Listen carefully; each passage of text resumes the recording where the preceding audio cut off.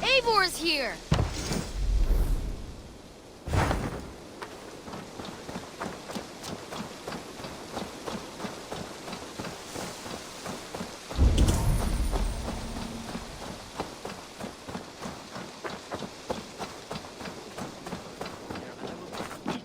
Hat of yours. Rowan, Holger, why all the... Eivor, Thanktir. I heard shouting. Is something wrong? Holger robbed me, and I demand he be punished. Ra disappointed word. Does the deer rub the stream when she takes a drink? Does a cow rub a field when he crops on sweet grass? Eivor, this matter requires sensitive judgment. Will you?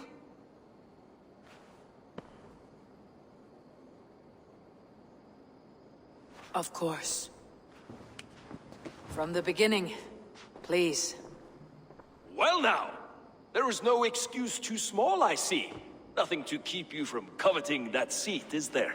In Sigurd's absence, who has better claim to oversee these disputes? You might leave them to work it out for themselves, but that would mean letting go, would it not?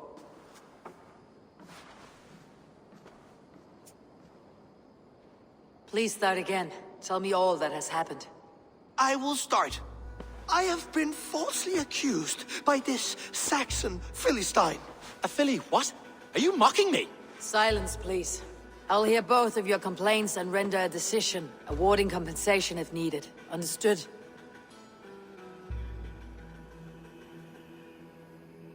Rowan, tell me your version of these events.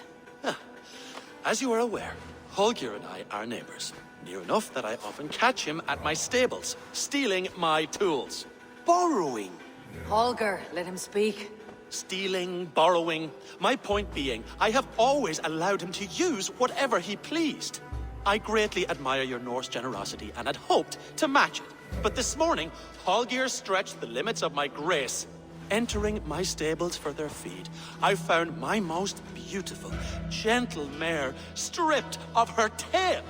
Bereft, not a strand in sight. I am ashamed to say my natural suspicion drew me to Holger, and how right I was. For when I peered across the lane, there he was, gripping a horsetail brush slathered with indigo, dragging it across a sheet of... Painting, Rowan. I was painting. You make it sound so crude. You see? Such willful arrogance. It will take ages for Ilgafur's tail to reach its former length. I demand compensation. I understand. Thank you, Rowan. Holger, let me hear your side. Eivor, you have known me as a skald for years. You have seen how my poems bring life and joy and wisdom to our people. And you know that my work requires a certain, let us say, freedom. To make use of rare resources to compose my verses. Often when lacking the proper tools, I have made use of novel items. Alvis's walking stick, Tovi's inks. All were given gladly. You cut off my horse's tail to make a brush, you bleeding... Rowan? As I was saying, this morning in the throes of poetic reverie, I realized that my latest piece required delicate brushwork. I could have used a frayed stick, some cloth, my hands, but no. I needed something gentler, softer.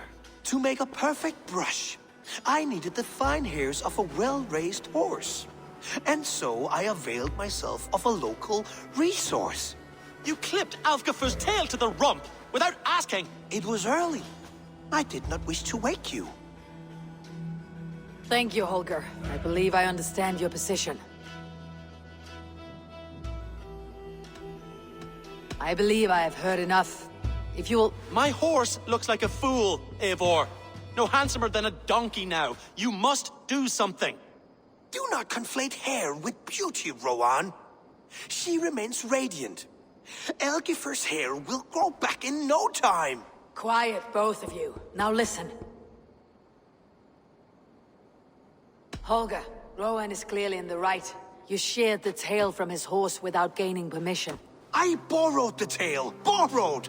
Does the reality of regrowth not make this a victimless crime? It is a two-victim crime, Holger. Though they are unharmed, you took without asking, and that will not do. As the horse's value has diminished significantly, you will pay Rowan its market price. But the horse was not for sale. Rowan, admit it. My decision is final, Holger. Pay what you owe and meet tomorrow as friends. And if I do, may I keep the horse? Pay the man and be done with it. Rowan, does this satisfy you? It does. Thank you, Eivor. Good. Then by Tyr's blessing, let this matter rest. We are done here. Return to your homes in peace. Would you allow me to pay you with a vibrant painting?